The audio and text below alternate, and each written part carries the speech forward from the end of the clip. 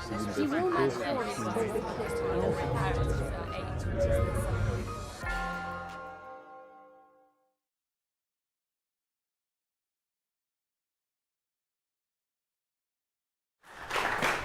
Last but certainly not least, from soon to be the world's biggest country, Arijit Sen, who was a fellow here a couple of years ago.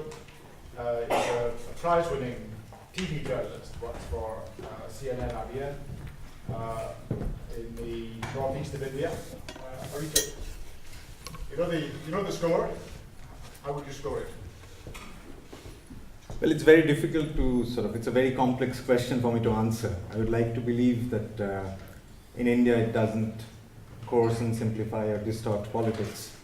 But why it's difficult to answer is because there are 94,000 publications in India. It's the world's largest newspaper market, 850 television channels, out of which more than 400 news and current affair television channels, 300 FM radio stations. So it's as diverse as it gets.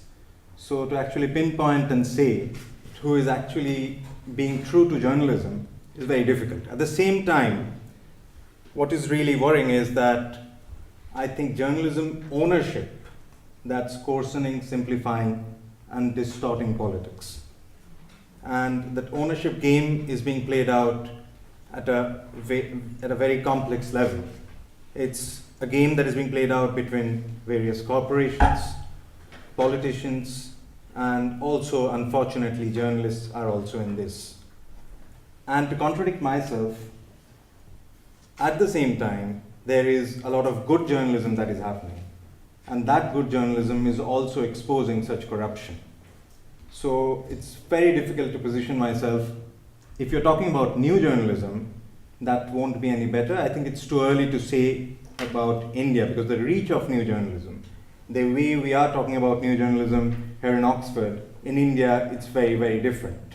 Not that to say that people are not into new journalism. There are websites which are good websites and which would do their own bit. But unfortunately there is this aspect of journalism ownership which is casting its shadow on the journalism which is happening in India. How in India what would you do to make the media that were accurate and truthful stand out against the great noise and screaming that's going on? There is a lot of accuracy, there is a lot of truthfulness also, but that stands out all the time. If you're asking me that, how does it sort of counter what's happening, the ownership? Is that what you're asking me? Yes. Well, it depends also on the top editorial. How much self-censorship an editor would impose on herself or himself. How much of a distance an editor would make from the corporate ownership, and to sort of go back to the basic question of a thin line between editorial and management. So that thin line just doesn't exist anymore to a large extent. And I think that's playing havoc with the way at least some of the big television channels, some of the big newspapers are functioning. It's also cutting into reporting budgets. It's also completely erasing specialization. So if there's a journalist who has some kind of a specialization, who's been working on a certain beat or a certain region, that journalist, it's easy for an organization to say that, okay, fine, we don't need him because he costs us a lot of money. It's better to get someone with a lot of more energy who wouldn't question what we are doing and just do what needs to be done. Arijit, you talked about reputable, good journalism that is exposing corruption. Is there reputable, good journalism that is challenging nationalism and the jingoistic tone of a lot of India's public discourse? That's a very good question. That's a very good question because there's the Indian Parliamentary Standing Committee. It came out with a report in 2013, May 2013, in which it pointed out to the Gujarat elections of 2012, and it was found out that there were 126 cases in which politicians actually influenced the media, and out of which 61 cases were proven, and at least the politicians agreed that they were in part part of it. So paid news is one aspect which is integral to what you call jingoism, media jingoism, especially the divide coming up more in the open with elections coming up in India, general elections coming up in India. So that's something which unfortunately in bits and parts depends on certain papers which are countering it, but it is something which is a case of huge concern, if that answers your question. I'm trying to get a sense of the scale of what you call the problem of journalism and ownership. In this country, if you were talking to foreigners, it'd be very easy to talk about that. You'd talk about, presumably, the Murdoch press. But could you give an example of some egregious and excessive instance of what you're talking about? Excessive instances of journalism ownership actually influencing the news. It comes in the form of editorializing news. It comes in the form of when you're covering politics, or it comes in the form of when you're sort of, how much would you push a story?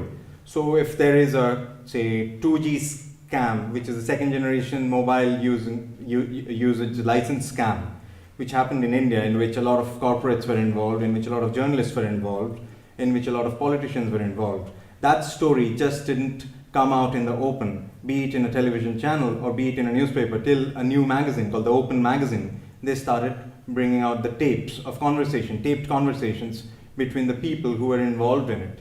And so when such stories do not come out in the open, it's almost like, to put it very crudely, it's almost like a union of thieves, that we don't talk about this. So the newspaper doesn't say anything, reputable newspapers don't say anything, television channels don't say anything, and then suddenly there's one magazine which comes out with the story, and then you start following it up, that okay, fine, we have to do it, because if we don't do it, it's a story of immense proportion, and if we don't do it, then of course our so-called reputation is at stake. So that's how it's happening. But it only took one. Yeah, it takes one. It takes one, but it's very difficult to get that one nowadays, especially in India. Well, I mean, I'm not saying that there are not good journalists. I'm not saying that there are not fearless editors. But what I'm trying to say is that handful of people who are close to power, who are close to the politicians, so that group is calling the shots. There's nothing further. I did just want, if I can come back to the jingoism thing, I was also thinking about the sort of very strident nationalist tone towards Pakistan, for example. Right. And whether there are people in the media that are willing to challenge that. Yes. I mean, so there are television channels which would sort of embrace what is known as the Fox journalism. Right. So they would, if editors had their way, some editors, they would probably sort of go and attack Pakistan at the drop of a hat. So that's something also it's very scary how a lot of people actually buy into it and buy into it so easily. And so viewership ratings, if you look into it, there are actually a lot of people who would buy that argument, not even thinking twice what a war would actually entail.